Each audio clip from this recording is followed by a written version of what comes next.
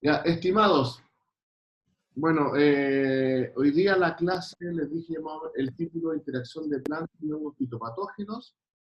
La verdad es que primero les voy a dar algunos ciertos aspectos importantes que hay que entender en virtud de lo que significan los hongos fitopatógenos y lo que causan, las enfermedades que causan en las plantas.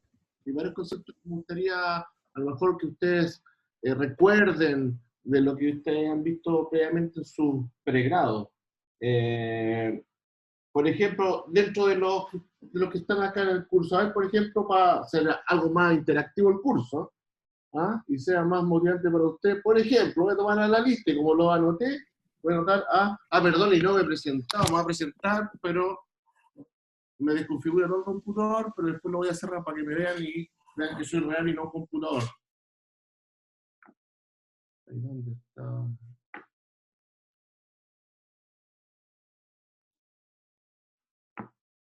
Profe, disculpe, dice Roberto que lo acepta.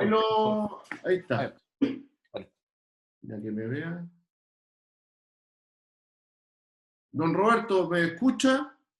Sí, buenas tardes. Buenas tardes, señor. Bienvenido al curso. Vamos a dar inicio al curso. Muchas gracias. A la clase, para ser más preciso. Ya no, lo que estaba haciendo me estaba mostrando para que vean que soy real y soy lo que soy, no más, pues señores. ¿Ya? Después lo voy a cerrar porque lo que pasa es que me desconfigura todo el computador. ¿Ok? ¿No hay problema? No, no hay problema. Si no, les mando una foto si quieren, pero para que así no me veo yo tampoco, que a mí no me gusta ver. ¿Ok? Ya. Vamos a iniciar ahora. ¿Qué hice? Profesor, usted haciendo patria en la Facultad de Ciencias Agrarias, ¿eh? Sí, sí. Por en teletrabajo y usted ahí firme el paso. Sí, sí. Acá se puede trabajar. Qué bueno. A ver, déjenme ver cómo lo hago. Compartir. Pero espérense un minutito que siempre me cuesta volver al... Lo que pasa es que tengo la pantalla rota del computador. Y me funciona la cámara, pero no la pantalla. Ah, Y se me desconfigura por eso. Y ahora sí puedo compartir. Y tengo que hacer todo un show que están ustedes. Eso es el tiempo que me demora. Ya. Ya, señores. Ya. Ahí supongo que están viendo la portada de la presentación todavía. Sí, ahora se ve blanco. Ahora está en blanco.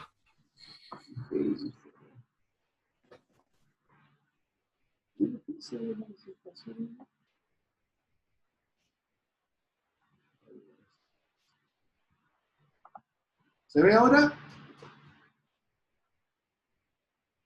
Sigue en blanco. Así en blanco.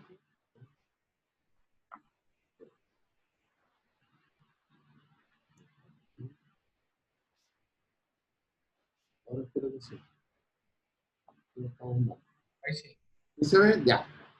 Entonces, disculpen estos minutos de atraso, pero bueno, así es la contingencia, así son los problemas tecnológicos que sufrimos todos, ¿ya?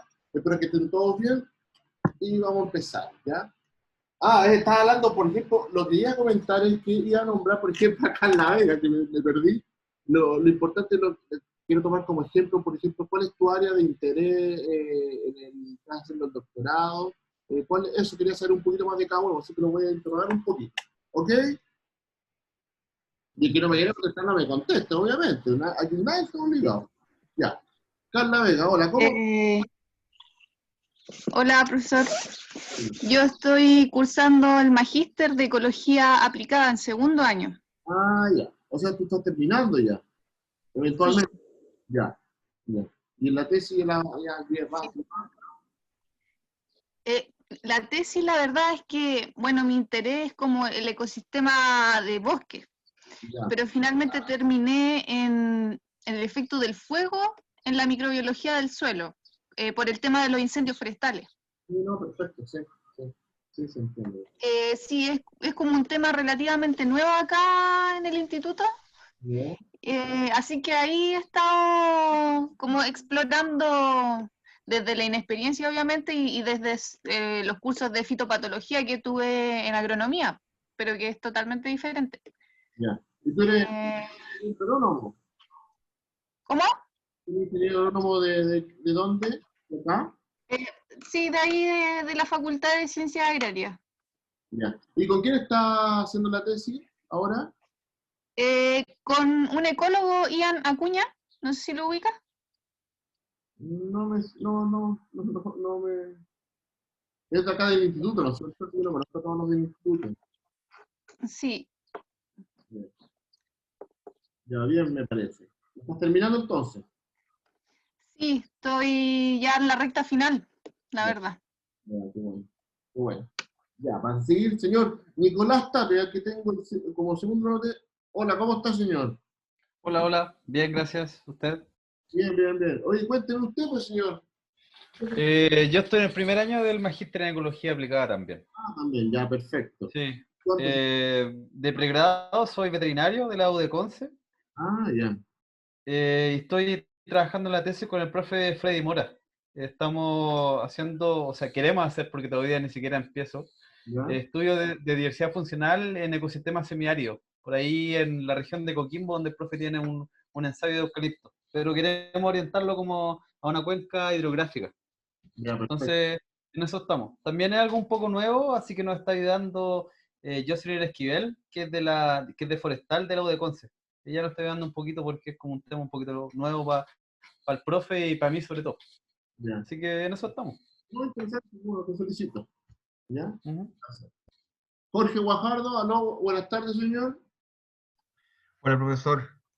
Bueno, yo soy ingeniero forestal de profesión. Estoy haciendo ya mi segundo año junto con Carla del Magíster de Ecología Aplicada.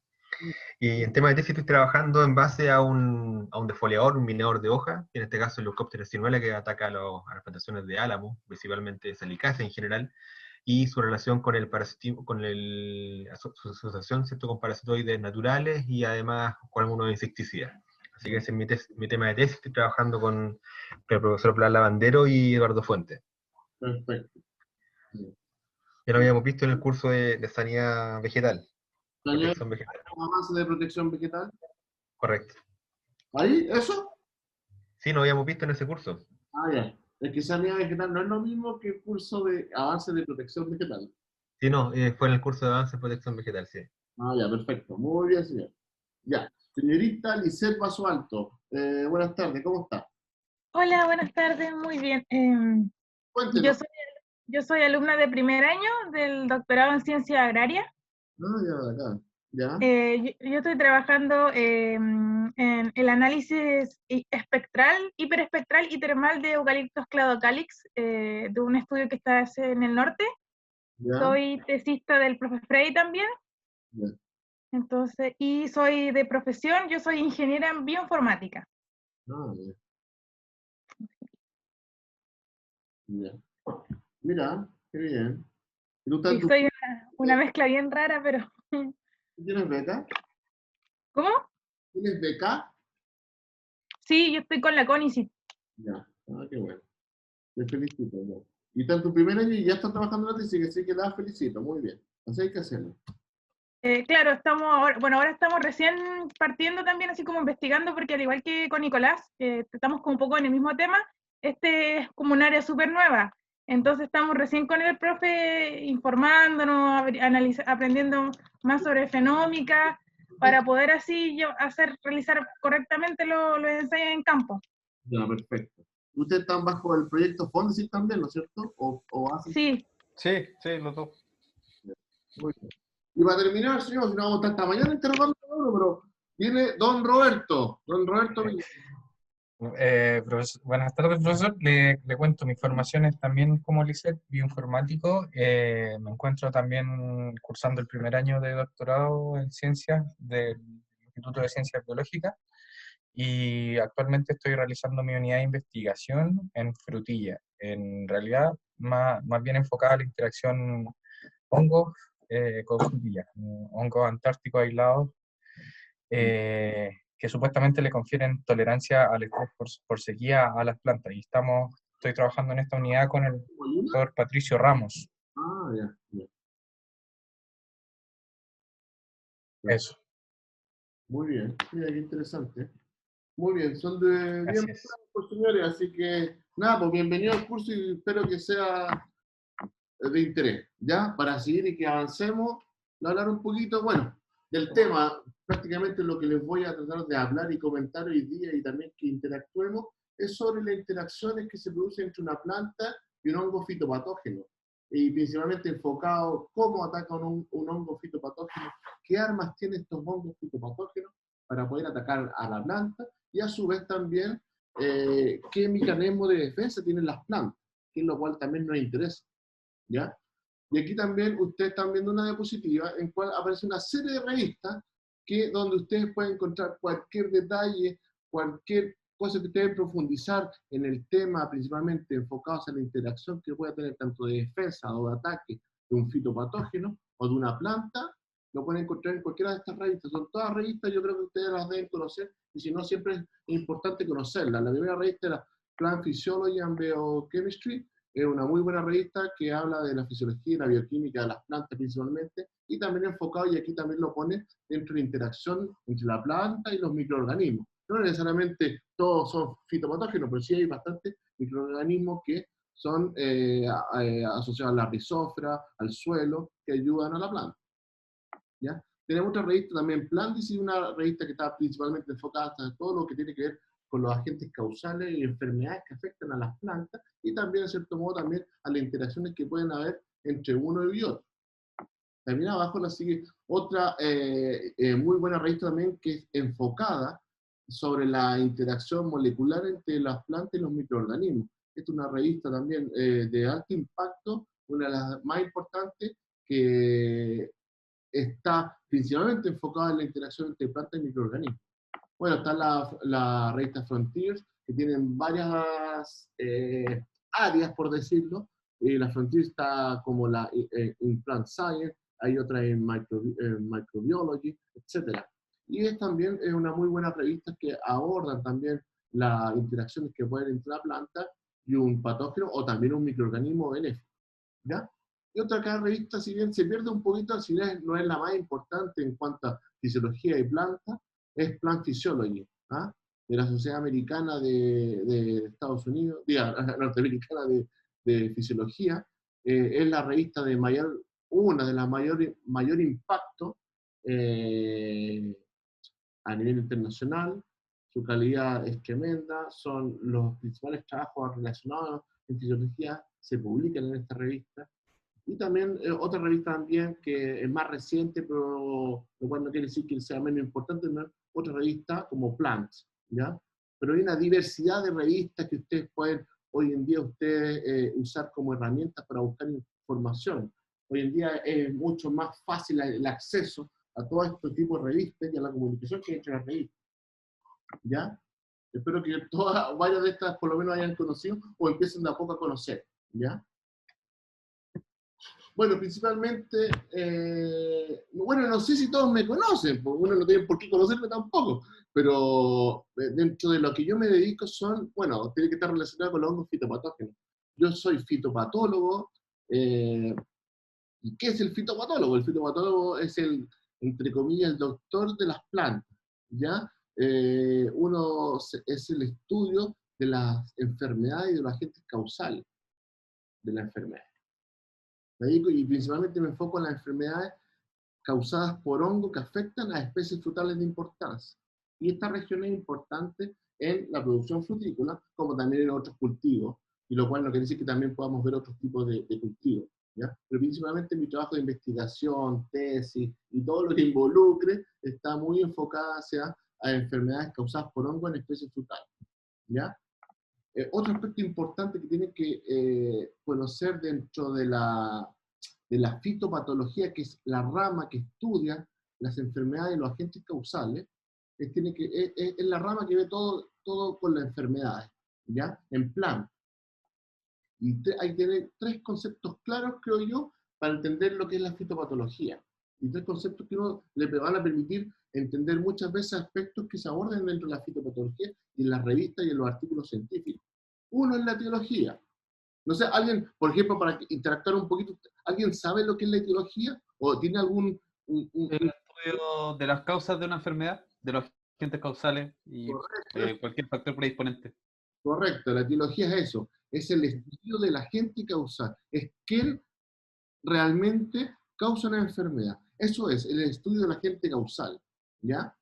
Epidemiología quiere decir todos los aspectos relacionados de cómo se dispersa el agente causal, dónde sobrevive el agente causal, en qué condición afecta a los hospederos. En este caso voy a hablar técnicamente de los hospederos, es la planta la cual se va a ver mermada por un ataque del posible agente causal, ¿ya? Son aspectos muy importantes de, como dije, cómo se dispersa, qué condiciones climáticas, qué condiciones de viento, qué condiciones de humedad son necesarias para la germinación o liberación de la espora, dónde se encuentra, en los residuos de poda, en los frutos, en el suelo.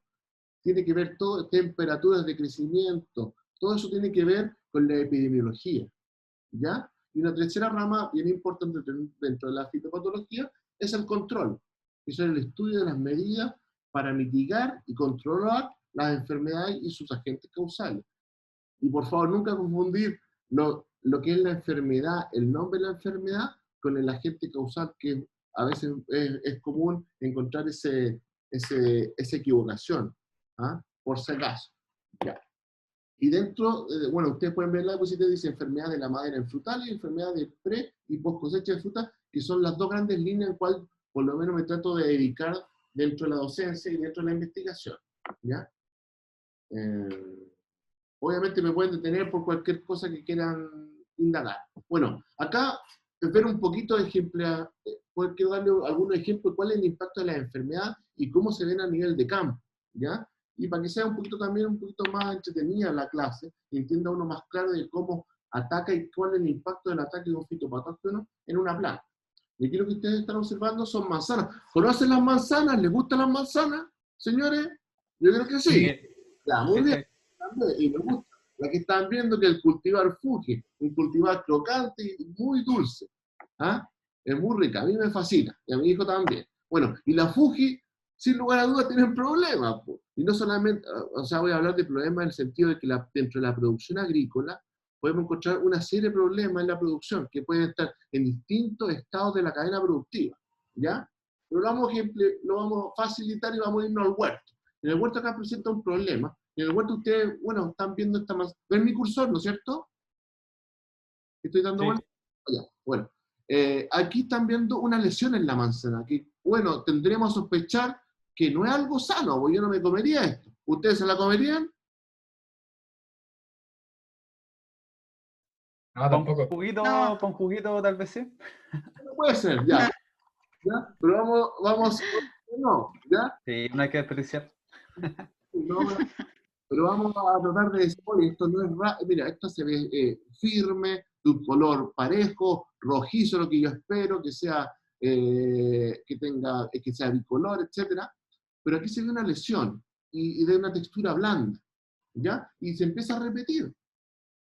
¿Y qué podemos decir como antecedente, aparte de lo que ustedes están observando como lesiones en la manzana que está muy cercana a la cosecha? Es que hubieron precipitaciones, hubieron lluvias, junto con las temperaturas cálidas que pueden estar asociadas a cuando está empezando o terminando, perdón, el verano y empezando el otoño, ¿ya? Aún así se dan temperaturas cálidas y más con este cambio climático que obviamente ha hecho un efecto, un impacto, ¿ya? Y precipitaciones junto con temperaturas altas hacen que algunas enfermedades se manifiesten, siendo que en estas condiciones o hace unos años no se manifestaban. Poligreme es una enfermedad, ¿ya? Y a eso se le llama técnicamente, no quiero aburrirlo, pero se llama la pudrición negra de la manzana, ¿ya? Que es causada por un hongo, que se llama Diplodia cereal. Es importante en todas las partes del mundo donde está presente la manzana, ¿ya? De acá está el agente causal, el agente que causa esa enfermedad que ustedes están viendo acá, que son los síntomas, que es la reacción del hospedero, en este caso el manzano, cómo reacciona al ataque o a la invasión o la colonización e infección del hongo fitopatógeno, ¿ya? Bueno, la gente causal acá ustedes pueden ver un medio de cultivo, cómo se observa el medio de cultivo, cómo crece el micelio, acá ustedes pueden observar algunas esporas del hongo, y aquí también una identificación a nivel molecular que se hace como rutinariamente en los agentes causales, ¿ya? No es una mera descripción de cómo crece en el medio de cultivo, sino tiene que ir junto, acompañado a un estudio de la morfología, con idiófono, etcétera, en un número X repeticiones, con promedio, deviación estándar, máximo y mínimo, ¿ya? Y una gran cantidad de aislados, y ojalá también siempre de la mano de la parte molecular, utilizando algunos genes rutinarios que se ocupan para estos hongos, ¿ya? Por esto quiero mostrarles que la identificación tiene que ser a nivel completo. Bueno, y acá muestro lo mismo, solamente con otros genes y distintos análisis filogenéticos, ¿ya? Pero principalmente se hace de una forma muy técnica, mediante descripciones morfológicas de cómo, cómo crece el hongo, cómo son su estructura, y también a nivel molecular, ¿ya? Y también es importante describir qué son los síntomas que ustedes pueden observar en la imagen inicial. Acá ustedes están observando síntomas y distintos síntomas.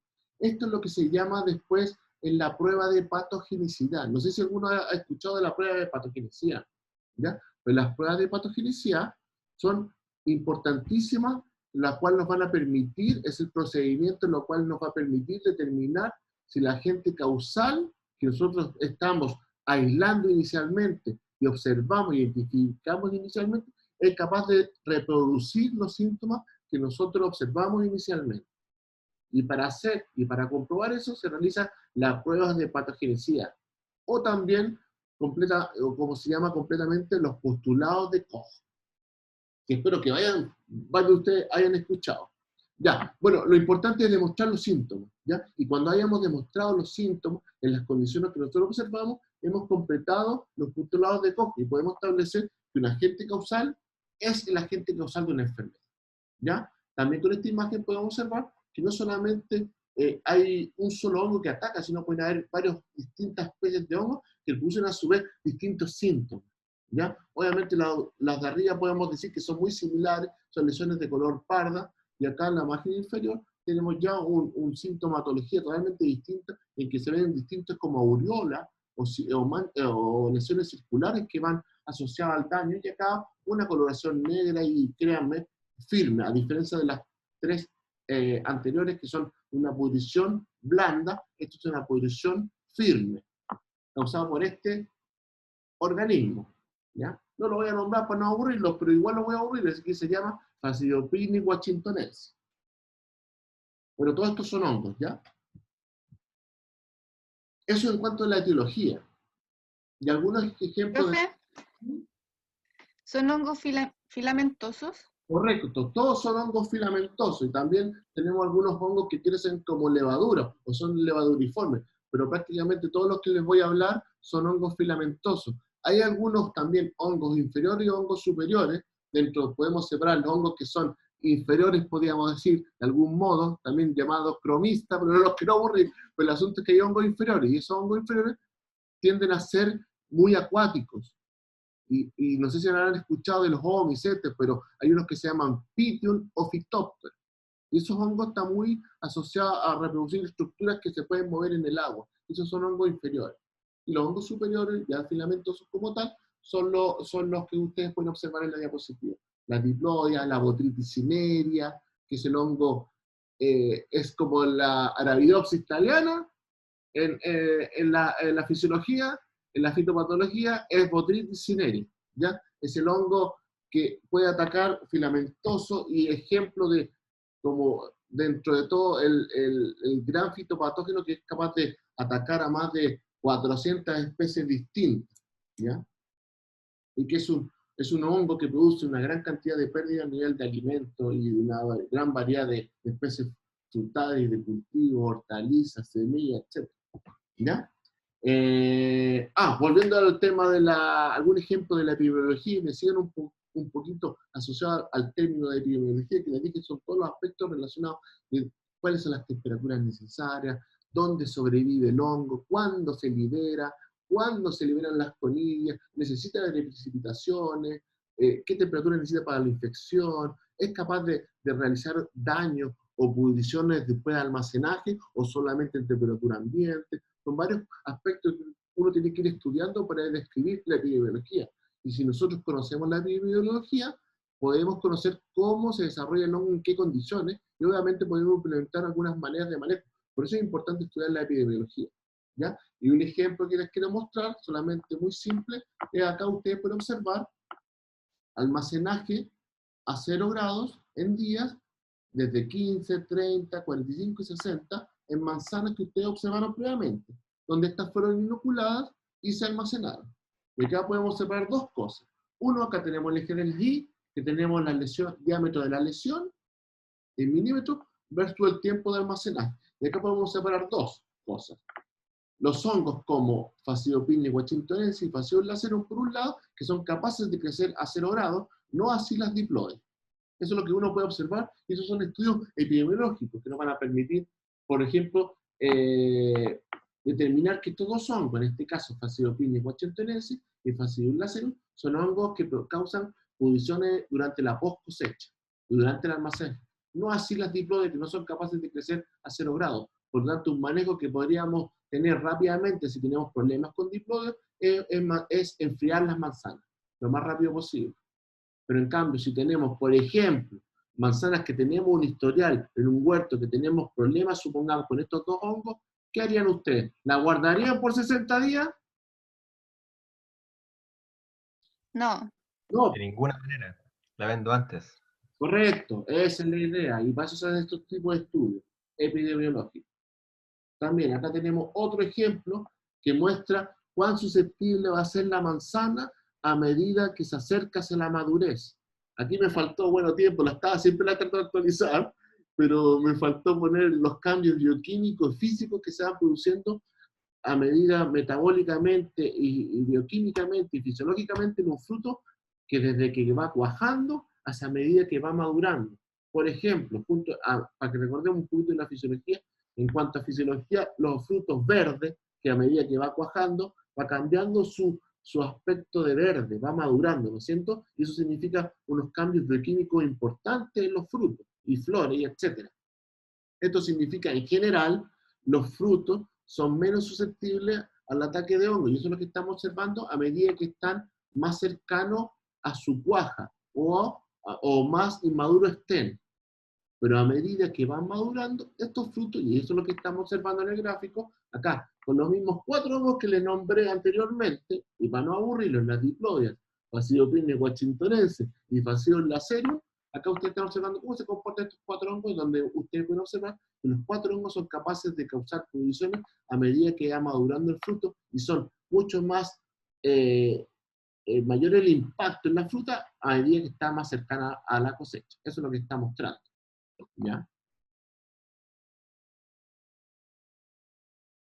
Control. Y control, como les dije, son todos los estudios relacionados de cuáles son las medidas de control que uno puede utilizar, qué manejo en el campo puede realizar para disminuir, qué otro manejo cultural, fertilización, enmiendas, podas, remoción de rastrojos, remoción de estructuras enfermas. Son varios manejos que uno tiene que contribuir de forma holística para realizar un control, ¿ya? Y dentro de todos esos manejos que les mencioné, también hay que incorporar la protección con fungicidas o biocontroladores. Y dentro de los aspectos que uno estudia, de acuerdo a los fungicidas, es lo que ustedes están observando, una sensibilidad de fungicidas, de distintos fungicidas, de un fungicida que acá tiene distintas concentraciones de forma creciente. ¿Y cómo se comportan, por ejemplo, estas diploides, distintos aislados dentro de Diplodia mutila, Diplodia seriata y Phaseolus lacerum? Y acá ustedes pueden observar en forma general que a medida que aumentamos la concentración de fungicida, en este caso que era fluoxonil, va disminuyendo el crecimiento el crecimiento medicinal de los aislados. Obviamente hay hongos o aislados que crecen menos o más si son menos o más sensibles a los fungicidas, ¿ya? Y esos son de los estudios que uno realiza en forma rutinaria como estudios necesarios para saber si son sensibles o no a las moléculas que pueden estar hoy día disponibles. Y otro estudio también que se puede hacer es mediante la germinación de conidia, ¿ya? Lo que estaba mostrando técnicamente es cuánto se inhibe el crecimiento miceliar, que es una técnica, y la otra técnica es ver cuán es sensible o no la germinación. Son dos técnicas que se utilizan para ver como test cómo funcionan o cuán efectivos son los fungicidas. De acá usted puede observar una conilla germinada versus una conilla que germina y no avanza en su germinación. No van a dar éxito a una posible infección si tenemos este tipo de conillas inhibidas. De acá, bueno, lo que ustedes están observando el impacto de la inhibición de la conilla, aquí estamos observando lo mismo, perdón, pero en un gráfico, donde está lo mismo, tenemos distintos fungicidas de distintos modos de acción y tenemos cuán son capaces de inhibir la germinación. De acá quiero destacar un fungicida. Bueno, a este gráfico donde el color verde significa que tienen una mayor concentración versus una menor concentración. ¿Y qué muestra? Número uno, podemos interpretar, y les va a servir a ustedes también cuando tengan que interpretar resultados, podemos decir dos cosas. Uno, que la concentración mayor, todos los fungicidas realizan una inhibición, y esa inhibición es desde el 40%. Y lo otro importante, que hay otros fungicidas que producen un 100% de inhibición de las conillas. Esto es lo que uno podría decir en virtud del gráfico. Y eso es lo que demuestra. Bueno, ¿y por qué queremos proteger las plantas, pues, señores? Porque, bueno, se nos enferman, ¿no es cierto? Y esa consecuencia de que se enferme en algún proceso de la cadena productiva tiene un impacto. Y ese impacto puede ser monetario, porque ustedes están trabajando en una empresa, o puede ser también por pérdida del producto final o de la cadena de frío de ese producto, que puede traer impacto a comerciantes de ese producto, o también a gente que compra ese producto. Bueno, aquí le voy a dar también una clase, porque ustedes recordaron por qué importantes son las plantas, porque las hacen fotosíntesis, que vamos más rápido, porque esto ya ustedes se lo saben de memoria y se lo deben saber mejor que yo. Así que nos vamos un poquito más rápido, y para que no se me aburra. Bueno, ¿por qué son importantes las plantas? Porque realizan fotosíntesis. ¿Y cuál es el producto de la fotosíntesis? Es principalmente un azúcar, y producen oxígeno, liberan oxígeno, para que nosotros podamos respirar. Y no solamente eso, sino también porque suministran alimentos. Bueno, acá ustedes pueden ver una serie de productos. Bueno, está la cadena alimenticia, está una serie de productos vegetales que pueden ser de bastante interés a uno y que a otro le debe gustar uno más que otro, ¿ya? Recién almorzaron hace poco, así que espero que no tengan hambre.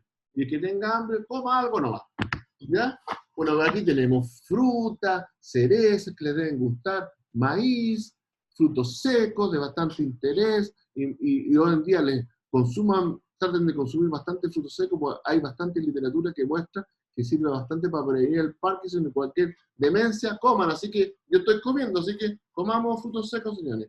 ¿Ya? También tenemos varias especies vegetales de bastante interés, orégano, me encanta el orégano, la lechuga no tanto, pero igual la como, el repollo me gusta también.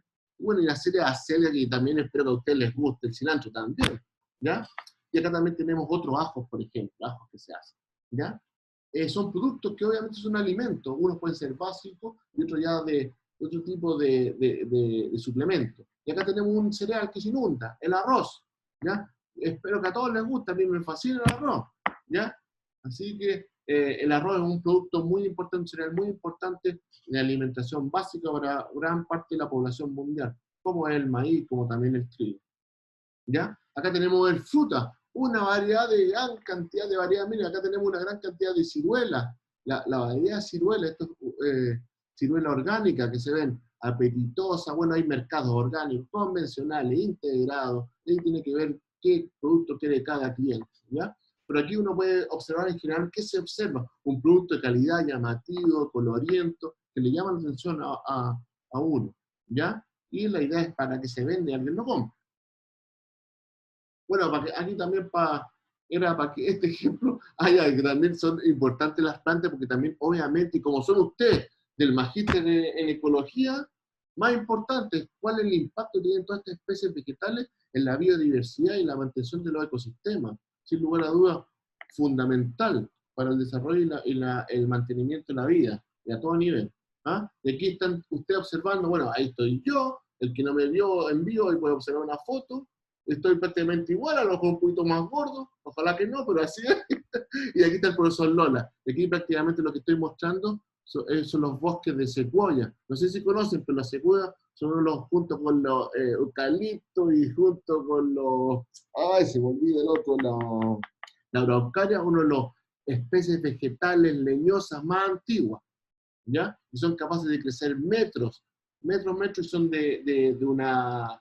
Son impactantes ver el tamaño que pueden llegar a tener estas secuoyas, ¿ya? Que son propias de Norteamérica. Ya, y no lo alarguemos más. ¿Y cuál es? Bueno, ustedes pueden saber cuál es la importancia de la especie vegetal, ¿ya? Bueno, siempre me gusta destacar cuál es la importancia de nosotros como Chile y nunca está de más saber, ¿ah? ¿Por qué es importante la fruta? No porque me gusta comerla, ¿ah? O sea, también es importante, y que podamos acceder a un fruto sano y lo más limpio posible, y ojalá lo menos expuesto a fungicidas o a agroquímicos. Bueno, Chile se destaca por ser el país, espero que todos sepan, que Chile es el principal país exportador de uva de mesa a nivel mundial, ¿ya? Y de ahí una importancia tremenda, ¿ya? Somos el cuarto país exportador de vinos, bueno, sin aburrir los grandes exportadores de kiwi, actualmente no tienen, está cayendo un poquito la superficie, pero aún siguen siendo importantes. Las cerezas, ¿qué decir? Somos el segundo país exportador y el primer país exportador del hemisferio sur, también un gran exportador de manzanas. Somos un país que exporta bastante, por lo menos fruta, ¿ya? Que es lo que les estoy mostrando. ¿Y cuál es la importancia que tiene o el impacto en la región del Maule? Que también es importante que ustedes sepan que la región del Maule cumple un rol fundamental en la producción frutícola. No solamente frutícola, sino también hortícola, ¿ya? Aquí obviamente me enfoco en los frutales al cual me dedico y les pido las disculpas pertinentes. A la próxima espero incorporar otro tipo de vegetal. Pero acá tenemos, en cuanto a la región, por ejemplo, un 47% de la superficie se encuentra en la región de la cerezo. De los 36.000 hectáreas que hay, o 42.000, la mitad está prácticamente en la región. El 50% de la superficie de kiwi, 60% de manzano, 30% de olivo, y qué decir de esperar. Es una región importante, ¿ya? Pues es importante en la universidad, la investigación, el impacto que tengan ustedes, independientemente que lo hagan acá o en otra región, pero tiene un impacto fundamental a nivel regional y nacional. Profesor, una consulta. ¿Cuál es el país, el primer exportador de cereza? Principal, no me acuerdo, País exportador de cereza, porque nosotros somos el segundo, ¿verdad? Somos lo que estaba ahí. no me acuerdo, no sé si era, no sé si era España, no me acuerdo, porque era mentir, no me acuerdo de este minuto si era España, que se me enredan con los otros frutales, pero lo importante es que somos importantes. ¿Por qué quiere saber primero? No complica el profesor, señor.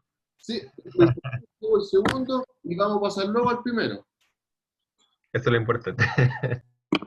No, y lo otro, por ejemplo, yo sé que el mayor productor es China, pero autoconsume todo, consume todo. Casi la gran cantidad de la grande producción de fruta a nivel mundial siempre son dominados por los chinos, pero ellos no exportan, sino principalmente es autoconsumo. ¿Ya? Ya, volviendo al tema, dentro de los agentes causales, para ir un poquito más sobre el tema, bueno, cosas técnicas también que creo que son importantes recordar. Las enfermedades que son causadas por hongos se llaman micosis, ¿ya? Las enfermedades causadas por bacterias se llaman bacteriosis. Las enfermedades causadas por fitoplasma se llaman fitoplasmosis, por virus se llaman virosis, y por nemátodos se llaman nematosis. Todos estos son los posibles agentes causales que pueden causar una enfermedad en alguna planta. En el hospital. Profe, ¿Sí?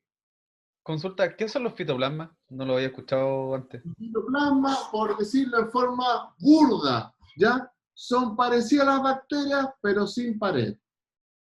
Ah, ya. Generalmente es un material genético desnudo y principalmente está asociado al tejido conductor de las plantas y al floema. Ya. Vale, profe. ¿Es como un virus? O sea, parece un virus, entonces como un intermedio entre una bacteria y un virus.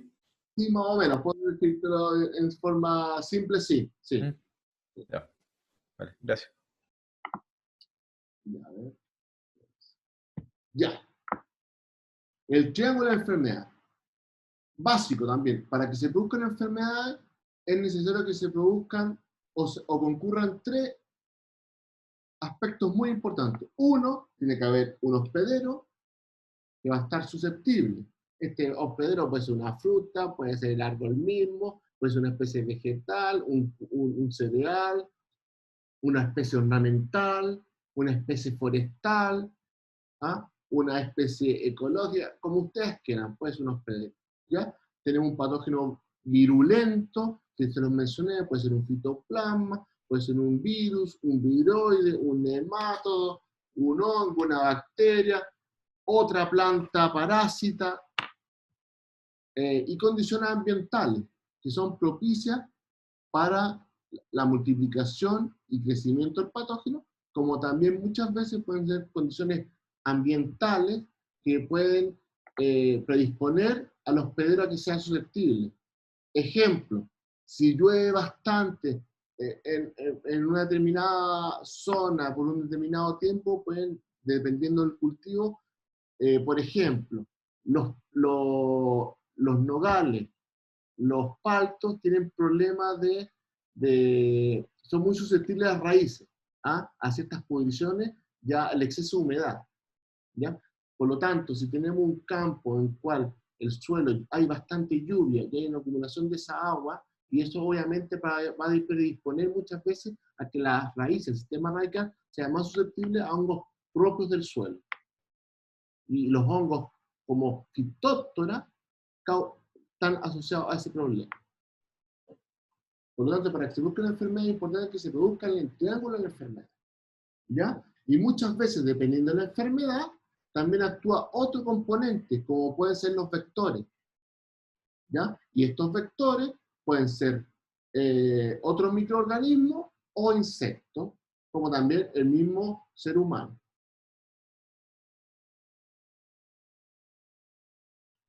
Por ejemplo, si lo tomamos desde el punto de vista y somos más actuales al coronavirus, ¿quién es el vector?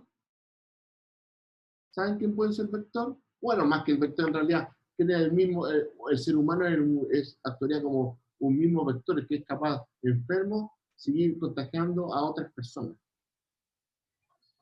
Acá tenemos un ejemplo de una virosis nomás, para que sepan que hay una virosis. En las vides ocurren algunas enfermedades, dentro de la enfermedad hay algunas virosis, ¿ya? Y dentro de las viroses hay una que se llama la amarillez, ¿ya? Y esa enfermedad es importante en vide cuando se detecta o cuando se produce, y eso es porque la virosis es dispersada, donde su vector es un nematodo.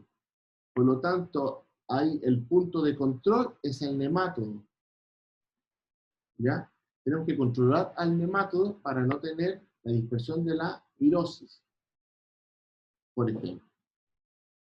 Acá tenemos otra enfermedad también importante en vide, que se llama enrollamiento foliar, que es causado por un virus, donde el vector, y también a donde tenemos que ir a controlar o a manejar, son los insectos. Y estos insectos son los chanchitos blancos. ¿Los conocen? Sí, lo hizo en vides. Pero esto es muy frecuente también en las casas. Si alguno tiene chiflera, le salen algodones o algo muy parecido, muchas veces son chanchitos blancos, tienen que ver el envés, por si acaso. Y producen bastante productos azucarados, por eso también se ven escamas o hormigas. Ya.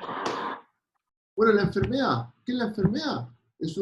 Simplemente es un anormal funcionamiento de los procesos fisiológicos que tiene la planta. ¿Ya? ¿Y cómo pueden afectar los distintos patógenos? Bueno, algo le he comentado, pueden dañar a nivel de las hojas, pueden dañar los frutos, las flores, los brotes, las ramas, el cuello, el tejido radical, ¿ah? Los pelos absorbentes. Pueden, sin lugar a dudas, atacar distintas estructuras de la planta, ¿ya? y el impacto a su vez que puedan tener. Acá, bueno, ¿sí? Disculpe que lo interrumpa, pero es que como mostró una planta de tomate, ¿Sí? Vale, me no. acordé de un, no sé si es una enfermedad o un ataque por patógeno, cuando hay deficiencia de calcio y se afecta al fruto Correcto, se produce del tomate y finalmente en la zona peduncular, no sé qué es lo que ataca en el fondo. Ya, ahí lo que pasa es que cuando ocurre, ya, dentro de los problemas están las enfermedades y también están los desórdenes. Y dentro de los desórdenes, asociados al problema de calcio, bueno, hay varios ejemplos. En la manzana se produce el bitter pit, por ejemplo. Y en el tomate muchas veces está asociado el blossom and rot, que significa que en la zona calicinal del fruto, muchas veces se produce un desorden con el calcio, y obviamente no llega el calcio en esa zona del fruto. ¿Y qué pasa? Esa zona es mucho más débil, mucho más débil. Se tiende a romper o a ser muy delgada. Por lo tanto, hongos que a lo mejor son débiles, son capaces de causar un daño. Y son generalmente hongos débiles que están asociados a ese daño. Pero es producto del desorden. Y eso se llama blossom and rot. Por ejemplo, en tomate. Generalmente se ponen negro porque llegan a alternaria, se secan y queda esa zona dañada. Queda como plano, pero oscuro. Oscuro, sí, pues son alternarias, son cladosporium, son hongos que llegan a esa zona, dañan superficialmente y ahí queda. Y eso generalmente se llama blossom and rot, que como consecuencia de un malo puede ser, bueno, el problema es que hay un problema de calcio en el fruto y en la movilización de la planta. La consecuencia de eso puede ser por manejo, mala fertilización, o no se realizó una fertilización, se había una carencia del mineral. Lo otro es que puede haber un problema en el sistema radical, también por producto de acción humana o por una enfermedad, ¿ya? Que puede traer como consecuencia lo otro. Pero eso es algo que puede ocurrir, tienes toda la razón. Bueno, acá prácticamente lo que muestra este gráfico, es que acá tenemos un hongo que se llama el oidio. El oidio ataca superficialmente a las plantas y es un polvo ceniciento, un polvito. Y se absorbe todos los nutrientes que tiene la hoja, lo cual la debilita. Y obviamente también, al colonizar la parte verde de la planta, no puede realizar fotosíntesis y el primer impacto que se ve es que hay una baja en la fotosíntesis neta cuando las plantas están afectadas, por ejemplo, con los oidios o cualquier hongo o bacteria que produzca lesiones foliares. Bueno, acá tenemos otra enfermedad importantísima, y acá está Botrytis cinerea. Acá les presento este hongo por excelencia, el hongo más importante de la agricultura. Botrytis cinerea se llama el hongo, ¿ya? Y causa la enfermedad que se llama, en general en todos los frutales se llama pudrición gris, ¿ya? Y este también se llama pudrición gris o moho gris también se le llama. Y acá tenemos la cereza. El principal problema de la cereza exportada es el problema de botrytis. Y lo lamentablemente que tiene este hongo es que tiene la capacidad de crecer a 0 grados. Como los ejemplos que les mostré anteriormente, botrytis también tiene la capacidad de crecer a 0 grados y es capaz de penetrar por él mismo, o sea, por él mismo. Quiero decir que no necesita de heridas como hongos débiles, ¿ya? Esto es un hongo que tiene su propia batería enzimática. Me estoy adelantando, pero son armas que tiene, y este hongo por excelencia tiene una gran capacidad, una batería enzimática que va dañando la piel, y eso va facilitando después su polinización e infección. Y sin lugar a dudas, para que se produzca la enfermedad como tal, obviamente tiene que haber un reconocimiento por parte del patógeno, ¿ya? Acá ustedes pueden observar, bueno, acá tenemos distintas variedades y cultivares de vides, ¿ya? Tenemos vides viníferas como cultivar Red Block. Este es un cultivar normal, en el sentido normal, el que se produce para uva de mesa, ¿ya? Y después tenemos una variedad de distintos cruzamientos y especies principalmente, y a medida que van a medida que vamos hacia abajo, en forma inversa, perdón, van apareciendo distintas especies, ¿no es cierto? Y estas especies, a medida que vamos disminuyendo, también se van haciendo menos susceptibles. O al revés, a medida que vamos avanzando de estas especies, que son principalmente chinas, versus a medida que se van hacia Europa, va disminuyendo, va aumentando la susceptibilidad, a este caso, a Botrytis cinerea. ¿Qué me está mostrando? Que hay cultivares que muestran una alta resistencia a Botrytis versus otro cultivar ya casi globalmente utilizado como Red Glove. Hay algo que hace que la planta sea más susceptible, lo que vamos a ver un poquito más adelante, ¿ya? Que va a favorecer o no a la enfermedad. Y eso es porque tiene que haber, por parte del patógeno, un reconocimiento de su hospede. ¿Ya? Y acá vamos a ver gráficamente qué significa cuando comparamos los dos extremos. Uno que es resistente versus otro que es susceptible, y altamente susceptible. Por lo tanto, supongamos que si ustedes dicen, tenemos Red Glove, y encontramos este Pingley 5, que puede ser obviamente no una nueva especie, pero sí una especie que puede ser de interés, porque obviamente podríamos utilizar de alguna forma esta especie, para hacer un tipo de usamiento o mejoramiento de Vitis vinifera, para otorgarle algún grado de resistencia, en este caso a Botrytis cinerea. Y aquí lo que están observando, aparte visualmente de cómo se va produciendo el daño a nivel de las hojas, también acá en la parte inferior pueden ver el impacto que se produce como control de este hongo, en que se produce una inhibición de la germinación y de la infección a medida asociado al cultivar. ¿Ya? Acá ustedes pueden observar lo que son Pingley versus Red Glove. Vean como Pingley no se produce la germinación, es porque algo tiene el cultivar, hay algo, ¿no es cierto? Y ese algo es principalmente especies que son capaces de neutralizar a las especies reactivas de oxígeno. Acá lo que ustedes están observando es cómo se ve primero los dos cultivares a medida del tiempo, los dos cultivares, Red Glove, que es altamente susceptible, versus Pingley, que es altamente resistente a ataques de Botrytis cinerea. Aquí lo que estamos observando es cuáles son los niveles de especies reactivas de oxígeno. Y aquí lo que está mostrando es que hay mayor oxidación, ¿ya?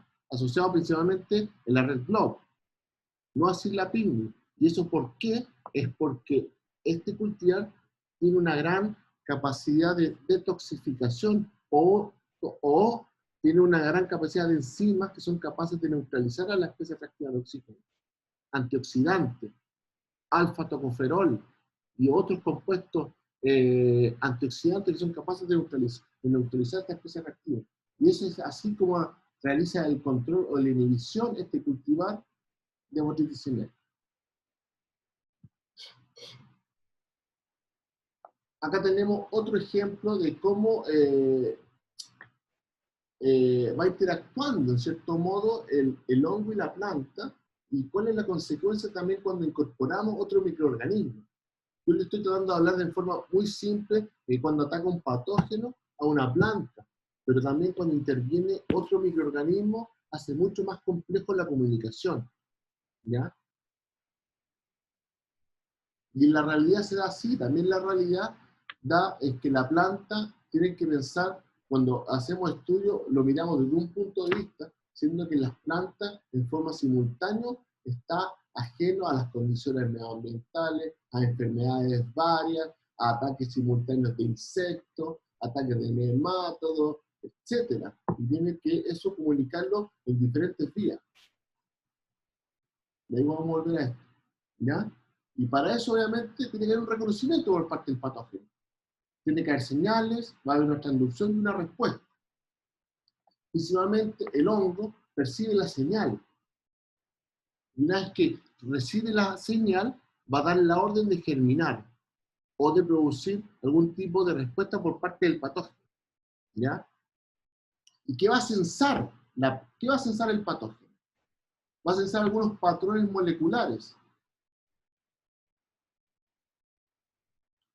muchas veces se ha determinado en varios estudios que solamente el primer contacto, cuando tenemos una especie de hongo que está muy asociado a un hospedero, muchas veces hay una evolución muy estrecha entre algunos ejemplos de fitopatógenos con plantas, ¿ya? Que han evolucionado bastante. En ese sentido han evolucionado tanto también hacia la parte del patógeno, es que solamente ya el primer contacto hace que este patógeno sea capaz de realizar una infección y de penetrar. Y hay varios ejemplos con oídios. Los oídios son, no sé si lo mencioné, pero son hongos que han muchas veces evolucionado con su hospedero. Son hospederos específicos. No sé si han evolucionado, pero han pasado tantos años de especialización en que el hongo solamente se ha especializado en cierto modo a un solo hospedero. Y eso pasa con los oídios, son específicos de la especie. El oídio de la vid, por ejemplo, solamente es capaz de atacar a la vid. El oídio el oídio del trigo es capaz de atacar solamente al trigo. El oídio del rosal es solamente capaz de atacar al rosal. En cambio, Botrytis es capaz de atacar a todas esas plantas, por ejemplo. Y ese tan estrecha vinculación que tienen hace que solamente el primer contacto hace que gatille toda una serie de procesos. De acá, por ejemplo, les dije del oídio, acá tenemos un ejemplo del Coletotrichum, que es un hongo que ataca a bastantes especies vegetales, y aquí lo que está demostrando, lo que les estoy diciendo, lo demuestra. Aquí muestra el porcentaje de apresorio, que es una estructura especializada para la infección, versus cuando tenemos una superficie sólida versus blanda. Aquí les está demostrando que el primer contacto ya de una superficie sólida hace que sea casi un 100% de la formación del apresorio. Aquí tenemos una conilla como va germinando y después obviamente va produciendo su estructura especializada. Acá tenemos lo mismo. Aquí el oído del trigo hace lo mismo, se deposita, gatilla, hay un reconocimiento rapidísimo, muy rápido, de aspectos propios de las plantas, que pueden ser la celulosa, algunos compuestos que produce, son reconocidos por las plantas, por los patógenos. Y son tan rápidos reconocidos que solamente ya el primer contacto gatilla una serie de respuestas, no solamente asociado a que la conilla se pegue y a su vez produzca una matriz extracelular rica en enzimas, sino también la germinación de la conilla. ¿Y cuáles son los productos que les dije que va a censar el patógeno? Va a censar cutinas, obviamente va a censar componentes propios de la planta, que va a ser su hospedero. Cutinas, flavonoides, principalmente en semillas y las raíces, se caracteriza muchas veces por los hongos que están asociados al suelo, se han especializado en la captación o en censar ciertos flavonoides que son muy exudados por las semillas y por las raíces. El etileno, la celulosa, seriterpenoides, todos son compuestos propios de la planta. Y dependiendo de la especie vegetal, van a producir una más que otra. Y los microorganismos patógenos son capaces de censar todas estas compuestas. Acá estoy dando un ejemplo de cómo una bacteria es capaz de censar la presencia del etileno, hace que estimule a su vez su ataque. Acá tenemos un ejemplo, tomate, donde es muy sensible a esta bacteria, Xanthomonas campestris patovar vesicatoria. Y aquí lo que está mostrando es que tenemos un cultivar, Pearson, susceptible al ataque de la bacteria. Y acá lo que está mostrando, qué pasa con a este cultivar Pearson cuando se inocula. Después de ciertos días de incubación, si lo inoculamos, este plante de tomate se enferma, se marchita, se mueren estructuras, los brotes. Pero ¿qué pasa cuando este tomate le hemos interrumpido su normal producción de etileno, que es este tomate Netherite, ¿ya? Un tomate que se ha modificado genéticamente, en cual se ha modificado dentro de la acción de la enzima asociada al etileno, ¿ya? Tiene una menor tasa de etileno, por lo tanto, la lesión es mucho menor si lo comparamos con el tomate normal. ¿Me siguieron? ¿Se entendió? Sí, profesor. Muy bien. Sí, yo la leí. Sí. O sea, Sí. entiendo. Me dice si estoy muy aburrido. Si quieren, ¿quieren tomar 5 minutos de descanso? Ya nos queda poquito. Bueno, sí. Bueno, sí, para ir a buscar un poquito de agua. Sí, yo me estoy desecando igual.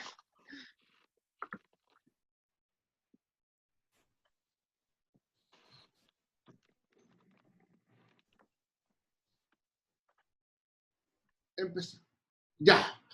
Le estaba hablando cuáles eran, por ejemplo, los principales moléculas que son capaces de censar los patógenos. Está la celulosa, la cutina, flavonoides, les mencioné, pero también, obviamente, las hifas, las hifas de los hongos filamentosos. Tienen se han identificado bastantes receptores que tienen en sus membranas, ¿ya? Y son mucho lo que se sabe a nivel de los patógenos, lo que se ha descubierto previamente en las plantas y a su vez previamente en los animales, ¿ya? Tienden a ser muchas veces a repetirse algunos complejos de las membranas porque es lo que se conoce a nivel de patógenos. Tenemos las cisteína-glicoproteínas, tenemos cadenas de leucinas y cadenas de aminoácidos, tenemos las proteínas tipo G, se les llama like G, y proteínas tipo K, ¿ya? Estos son los 4 principales tipos de receptores que tienen a nivel de membrana los fitopatógenos, y principalmente los hongos. Esos son los receptores. Los receptores son los que van a censar los compuestos que les mencioné previamente. ¿Y dónde están? Están en la membrana.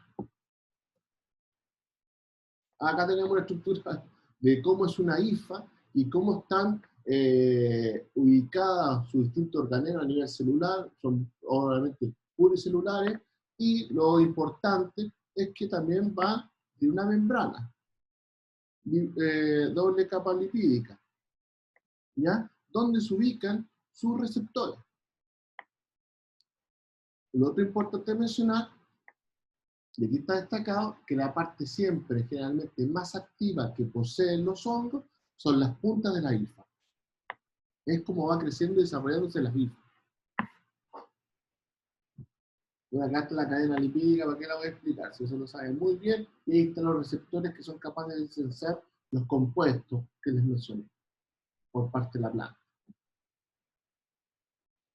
¿Y qué pasa una vez que son censadas a nivel de la membrana? Obviamente, una vez que son censadas y se dan cuenta que está el hospedero, tiene que pasar la señal dentro de la célula, internamente en la célula. Y eso que nacen, lo cumplen los mensajeros secundarios que van a atender. Y esas pueden ser las CAM, otras proteínas G, proteínas MAP, K y el calcio, que son los mensajeros secundarios de pasarle la señal, que son inicialmente censados por los receptores que están a nivel de la membrana, van a pasar a ciertas proteínas, van a muchas veces fosforilizar estos mensajeros secundarios, y a su vez van a pasar la señal a nivel del núcleo. ¿Y qué va a generar eso a nivel del núcleo? Un tipo de respuesta.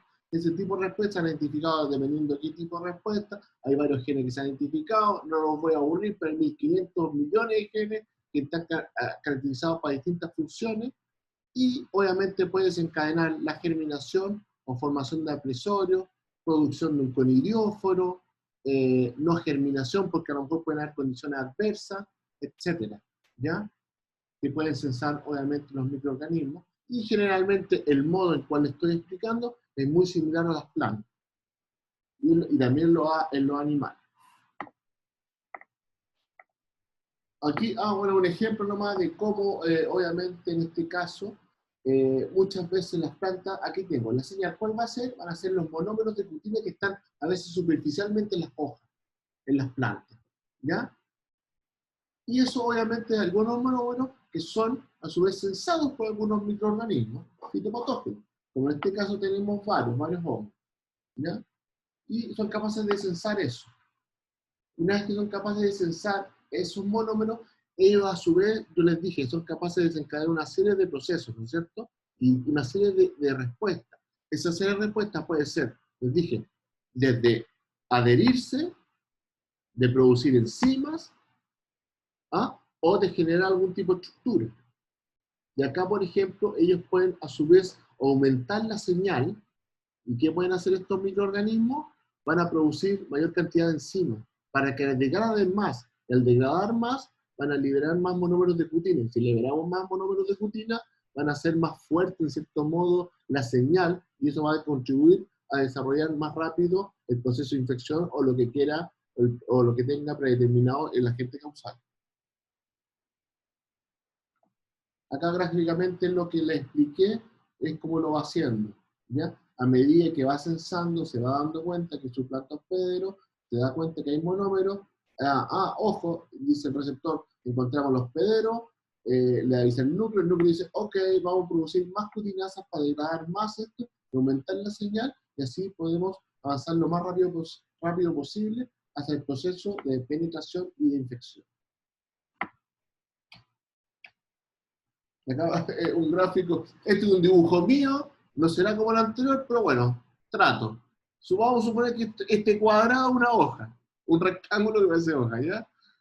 Llega un patógeno, no son de esa forma, no son rectangulares, pero para que se trate de hacer lo más claro posible. Llega una espora, ¿ya? La espora va a censar, dice, este es mi hospedero, ¿qué voy a hacer? Voy a generar mi matriz extracelular que me va a permitir, uno, adherirme, y a su vez producir degradación de algunos monómeros de cutina que van a estimular a su vez la señal.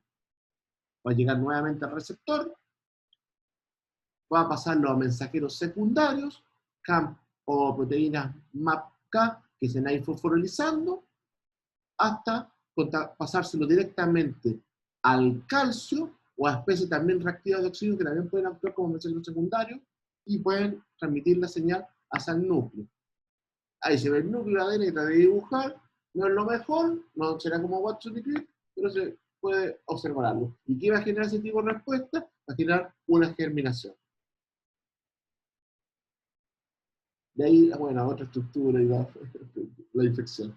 Bueno, en cierto modo ese es todo el proceso que se realiza, ¿ya?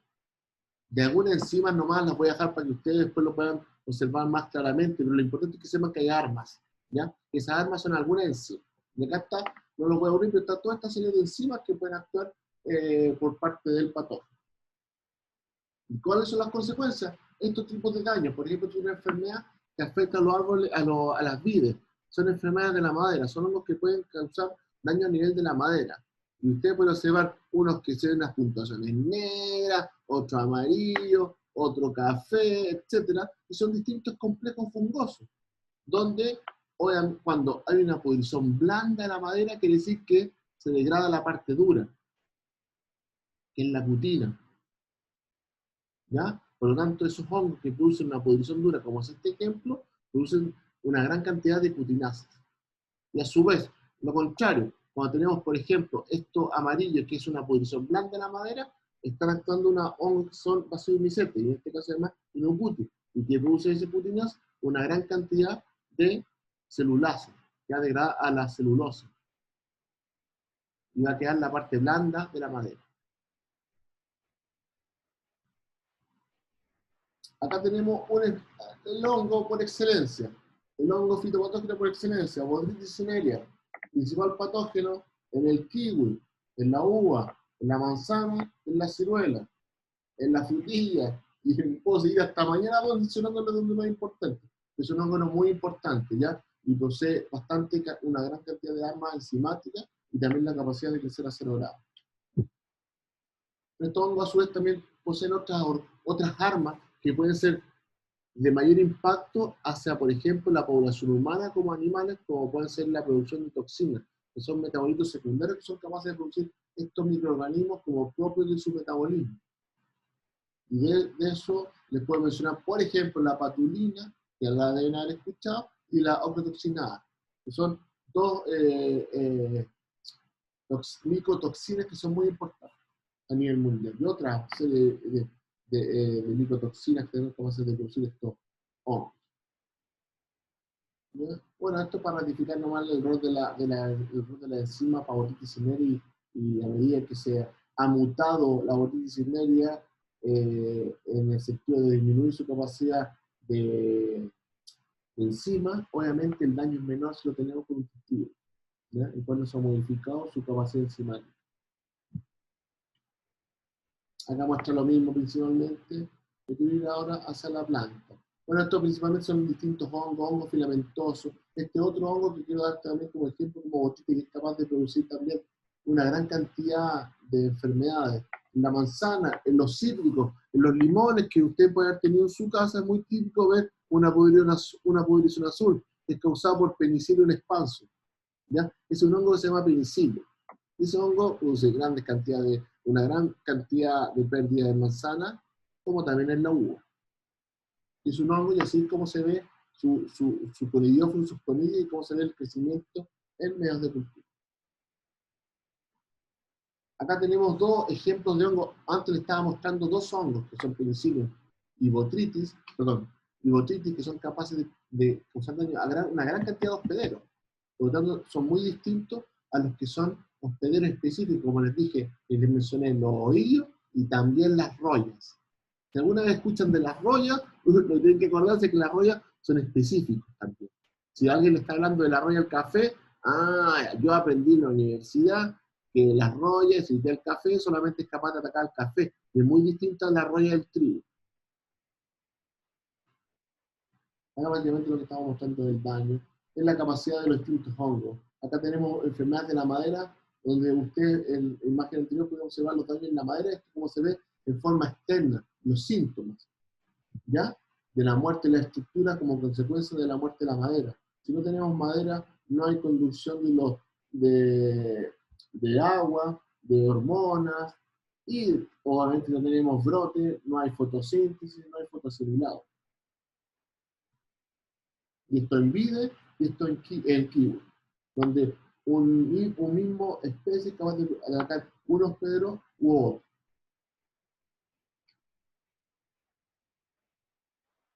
Bueno, ¿y cuáles son los tipos de respuestas que tiene la planta? Tenemos que tener dos aspectos, o dos que son fundamentales. Tiene un tipo de defensa pasivo y activo. Pasivo quiere decir que es propio de su estructura, es constitutivo de cómo es la planta, ¿ya? Realmente son los compuestos preformados, que son compuestos químicos o estructurales que posee la planta, como barrera natural. Esos son los pasivos. Y los activos van a ser de acuerdo a un ataque de un patógeno, de qué va a sintetizar, qué compuesto y quién va a dirigir todo este tipo de respuesta, sea involucrado hormona o no. Voy a tratar de darles con los más ejemplos posibles, con ejemplos para que sea un poquito más atractivo para ustedes. Bueno, la uva de mesa yo les dije, y trataba de aburrirlos con la uva de mesa, somos el primer país, que a mí me encanta la uva y espero que ustedes también. Bueno, uno de los problemas de la uva es la botrytis, les dije, ¿no es cierto? Y acá lo que prácticamente uno quiere demostrar es que, dependiendo del cultivar, acá está mostrando, por ejemplo, factor de resistencia a botrytis. Mientras mayor, es más resistente, ¿ya? Y aquí simplemente lo que quiero mostrar es que este factor de resistencia, que es mayor, está asociado a este cultivar. Y este cultivar, ¿por qué posee una mayor resistencia? Pues, prácticamente es porque posee un mayor grosor de la piel.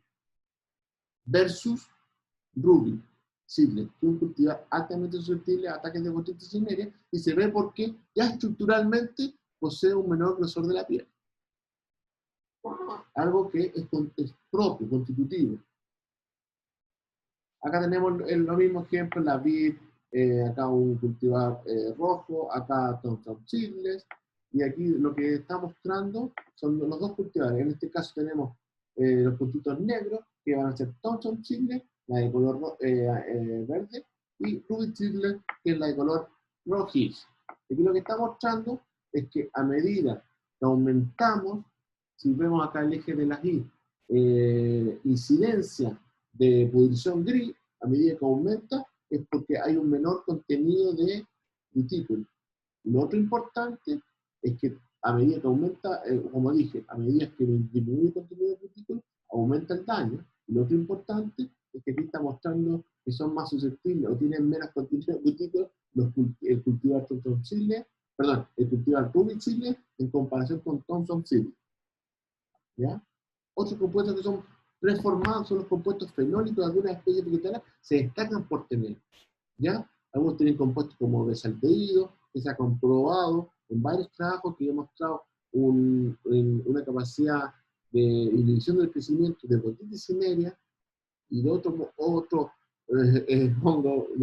denominado Monilidia fructícola, y otros compuestos fenólicos como el ácido protocatéutico, importante en vides. ¿Ya? El catecol en las cebollas también es muy importante, y vive muchas veces ataques de Coletuticum y de penicillium, que son muy importantes en las cebollas. Hay compuestos preformados. ¿Ya? El ácido clorogénico también se ha determinado, y el ácido protocatéutico también en papas, atacadas por fitópteras, y por Phytophthora infestans, y por Streptomyces pyogenes. También hay otros compuestos preformados, que están los compuestos fenólicos, y también tenemos las saponinas. ¿Han escuchado las saponinas? Espero que sí. Las saponinas son tripertenoides, ¿ya? Y dentro de las saponinas se han descrito varias saponinas que tienen un rol en la defensa o en inhibir el ataque de los patógenos. Dentro del tomate se ha descrito la tomatina, en la avena se ha identificado la avenacina, y en ajo se ha identificado la minutosida A, B y C. ¿Ya? Lo importante es que lo que muestra también es que a medida que aumenta la concentración, en este caso de minutosida, disminuye el ataque del patógeno. Por lo tanto, hay un rol de defensa o de control o de neutralización que estaría jugando la saponina. ¿Y cómo se da cuenta la planta? Para poder reconocerse y defenderse. Se da cuenta a medida por elicitores. ¿Qué son los elicitores?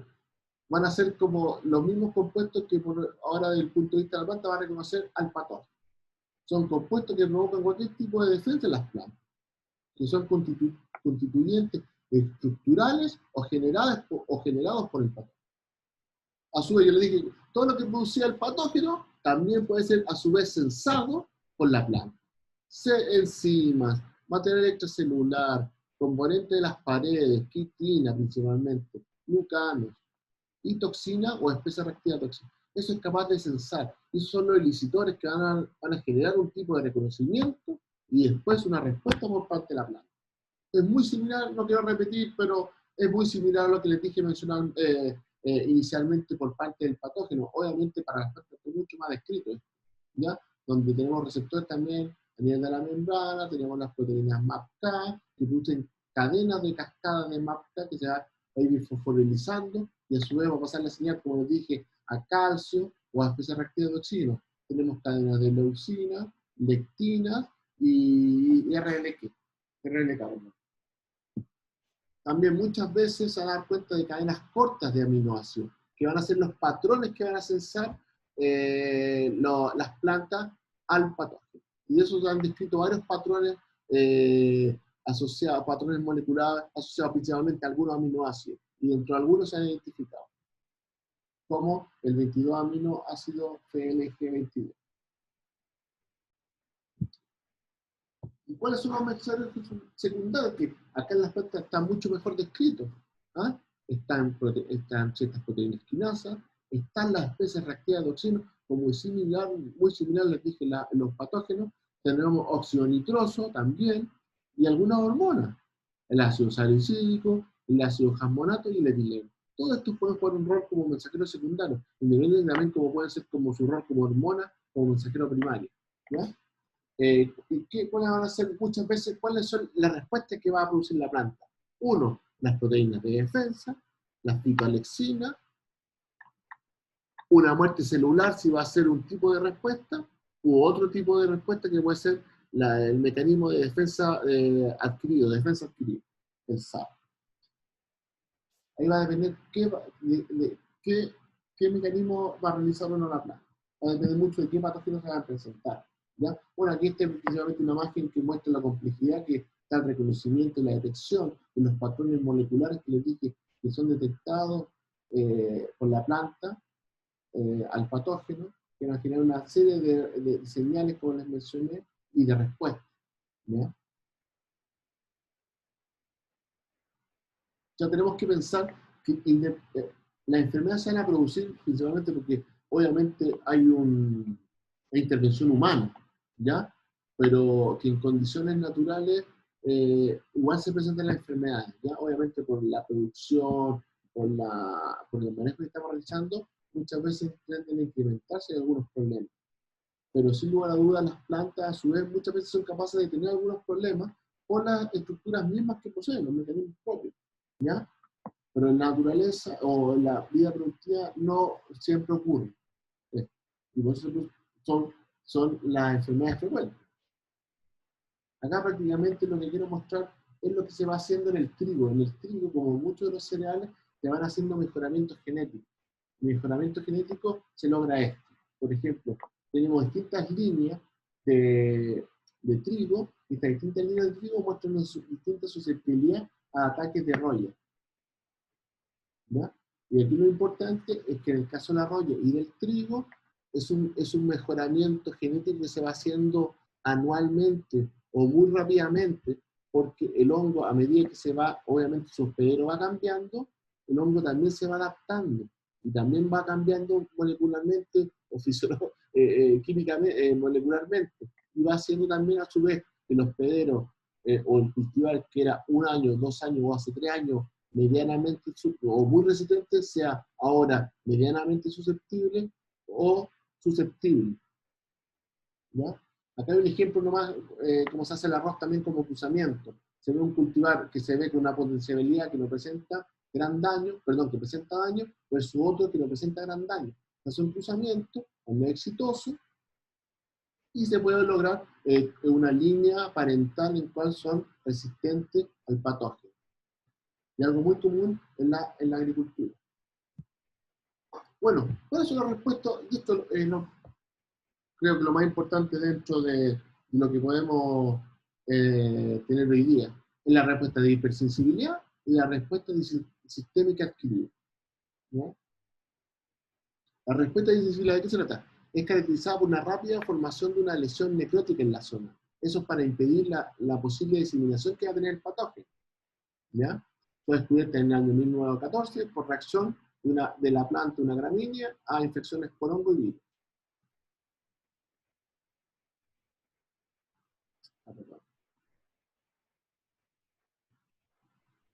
¿Qué hace muchas veces esta muerte? Lo que dice es como que la planta, en cierto modo, deja morir una parte de los tejidos para evitar, obviamente, su diseminación. Pero obviamente eso va a depender, el éxito de esa respuesta va a estar muchas veces asociado a qué tipo de patógeno lo va a atacar, ¿ya? Porque obviamente el estilo de vida que tenga el patógeno va a indicar si va a tener una respuesta de hipersensibilidad que sea exitosa o no. Por ejemplo, si tenemos organismos que son capaces de seguir viviendo en tejidos o son capaces de necrosar tejidos y vivir de esos tejidos necróticos, como es el caso de Bolditis, la respuesta de hipersensibilidad no sirve. Pero sí algunas bacterias, sí algunas virosis, que no son capaces de vivir en una célula, que no son capaces de vivir fuera de una célula viva.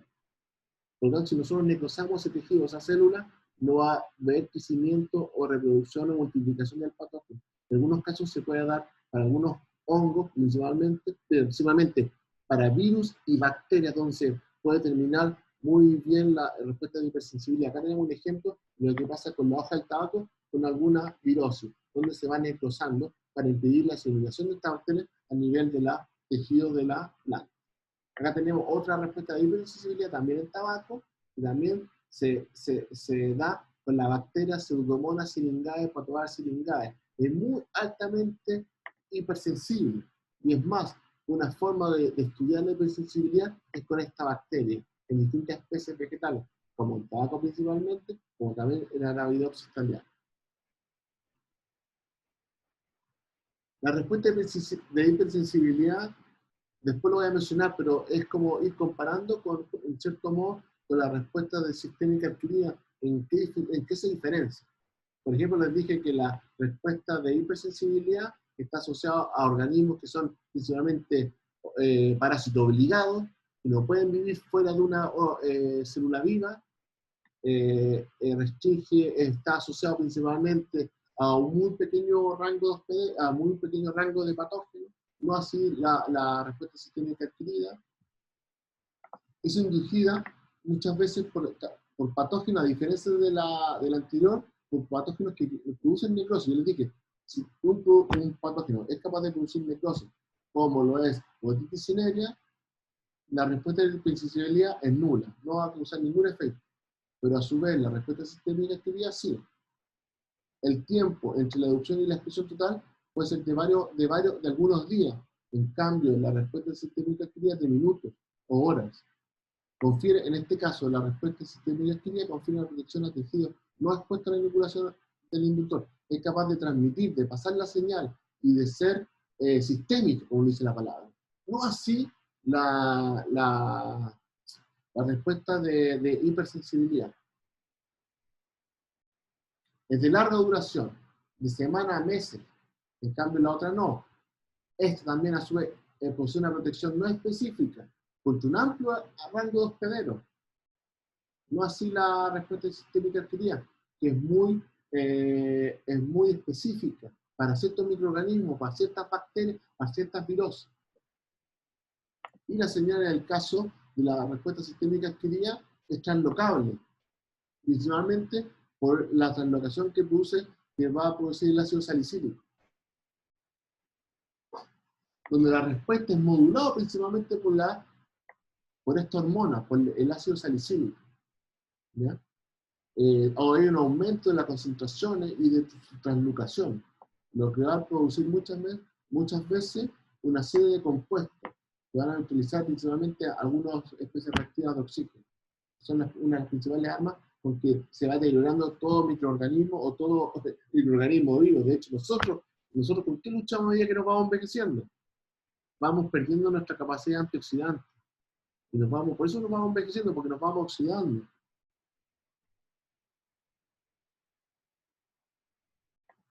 Aquí prácticamente lo que quiero decir es que juega un rol muy importante el ácido salicílico, que aumenta no solamente su concentración, sino la expresión asociada a ciertos mecanismos de defensa, algunos genes, lo que van a producir principalmente algunos cambios a nivel de la célula, producir algunas especies reactivas de oxígeno, producir proteínas de defensa y producir fitoalexines que a continuación voy a indicar que es la. También muchas veces, defensa estructural inducida, que pueden ser moduladas por el ácido salicílico, pueden ser callosa, suberina, tilosis y goma. Todos estos son compuestos que pueden ser sintetizados como respuesta modulada por el ácido salicílico, y estos a su vez van a producir una restricción del posible movimiento del patógeno.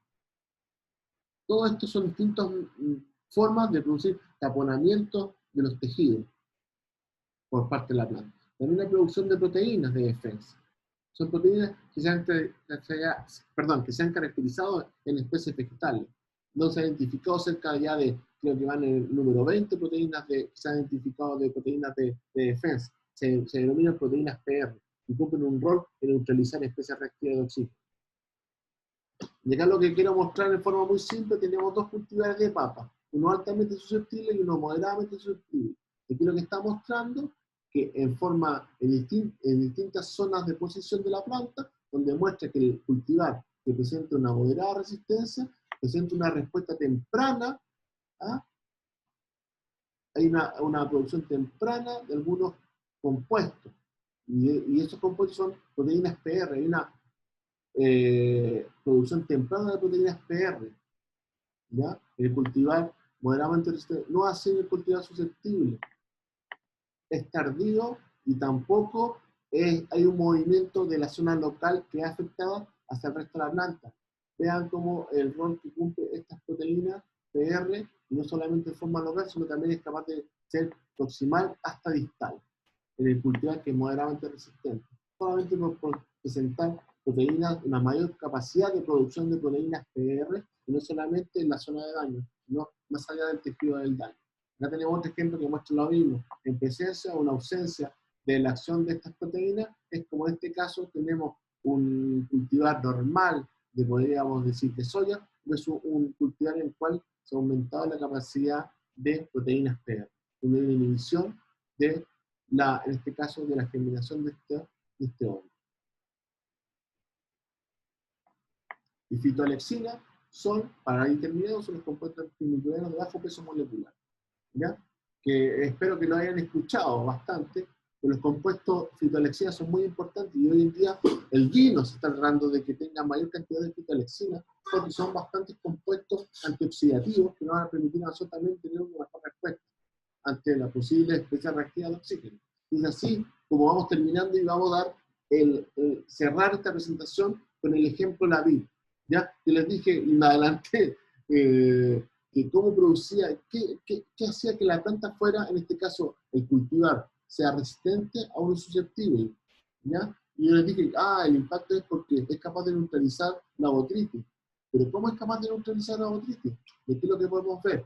Es que el cultivar resistente en la parte superior y el cultivar susceptible, que es cultivar red clove, es capaz en este caso de producir una gran cantidad de catalasas, superóxido inmutasa y peroxidasa, que son enzimas que neutralizan a la especie reactiva de oxígeno.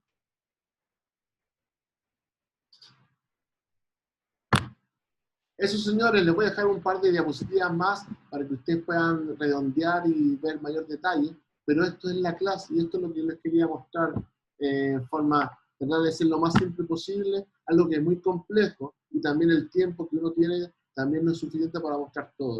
Así que eso, señores, no sé, algún comentario, reclamo. Profe, a mí me queda una duda al comienzo de las diapos.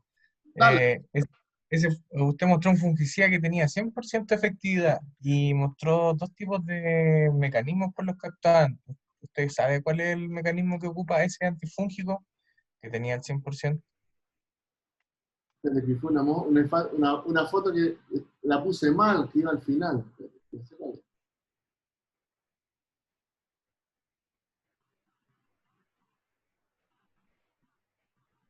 ¿Este?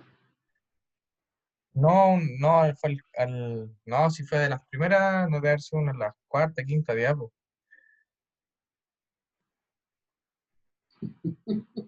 ¡Ay, Dios mío! Esa la pasó, parece. ¿Esto? ¿Más acá? No, la siguiente. Ya, esa. ¿Qué pasa? Usted mostraba ahí ese fluodioxonil, Sí. usted sabe, porque usted nos dijo dos mecanismos por los cuales funcionaban los antifúngicos. Uno que inhibía... Hay varios mecanismos. Yo dije, hay dos formas que uno testea los fungicidas. Ya. Uno generalmente testea, pero te entiendo tu pregunta. Lo que pasa, tienes razón en cierto modo, que hay fungicidas que son para inhibir la germinación y hay otros fungicidas que actúan inhibiendo el crecimiento micelial, por ejemplo. Y obviamente estoy mostrando que es un fungicida que se llama fludeoxonil, en el cual acá, en este caso, está mostrando un fungicida que es 100% inhibidor de la germinación. No así los otros. Ya, Pero esa era mi duda. quiere decir que este mismo fungicida, si lo evalúo con el crecimiento micelial, también es capaz de producir a lo mejor un 100% de inhibición del crecimiento micelial. Pero tiene razón, hay fungicidas que son especializados en la germinación y otros no. Ya, gracias, profe. No. ¿Y el resto, todo bien? Sí, por mi lado, sí. Sí. Yo lo escuchaba medio mal, profe, como no sé si en mi internet, pero... Bueno, ¿Aló? no puedo repetir la clase, pero está el video, así que no se preocupen, yo no voy a mandar el video ahora, ¿ya? Y ya durante mañana, así que se demora un par de rato, se demora, así que... Si no, profe, ¿la puede subir al Dropbox que tenemos, el profe hizo? Ya no, si yo le mando un enlace, pues yo subo todo a YouTube. Y yo le mando Ya. Gracias. ¿Ah? Eso, pues, señores, ¿alguna duda, consulta, reclamo? Eso, por mi parte. Espero que Muchas gracias, profe. de la mejor forma. Eso. Gracias, cuídense. Profe, si tengo Gracias. una consulta, le puedo mandar un correo que tenemos que escribir un ensayo, entonces estoy hablando sobre un tema de los hongos, entonces, de mi tema. ¿Ya? Entonces, si tengo unas dudas, se las puedo escribir para ver si me puede aclarar, como unas investigaciones que... Sí, ¿y usted qué cree? ¿Usted qué cree que sí? Pues, mándeme nomás. Ya, gracias, muy amable. Es que como no me manejo mucho en eso, prefiero preguntarle a alguien que sí sepa. Obvio. Dele nomás. Ya. Muchas gracias, profe, se pasó. Gracias, nos vemos. Chao. Gracias, nos vemos. Chao, profe, chao. Cuídense.